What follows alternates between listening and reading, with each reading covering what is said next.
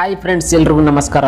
Friends, ಈ ವಿಡಿಯೋದಲ್ಲಿ ವಿಡಿಯೋವನ್ನು ನಾವು ಆಡಿಯೋಯಾಗಿ ಕನ್ವರ್ಟ್ ಮಾಡುವುದು ಹೇಗೆ ಅಂದರೆ, ಈಗ ಒಂದು ವಿಡಿಯೋ ಇರುತ್ತಲ್ಲ, ಆ ಒಂದು ವಿಡಿಯೋದಿಂದ ನಾವು ಆಡಿಯೋ ಸಾಂಗನ್ನು ಅಥವಾ ಯಾವುದೇ ವಿಡಿಯೋ ಇರಲಿ ಅದನ್ನು ಆಡಿಯೋ ಆಗಿ ಕನ್ವರ್ಟ್ ಮಾಡುವುದು ಹೇಗೆ ಅಂತ ಈ ವಿಡಿಯೋದಲ್ಲಿ ನಿಮಗೆ ತಿಳಿಸ್ಕೊಡ್ತಾ ಇದ್ದೀನಿ. ಕನ್ವರ್ಟ್ ಮಾಡಬೇಕಂದ್ರೆ ಒಂದು ಅಪ್ಲಿಕೇಶನ್ನ ನಾವು ಇನ್ಸ್ಟಾಲ್ ಮಾಡ್ಕೊಳ್ಬೇಕಾಗುತ್ತೆ.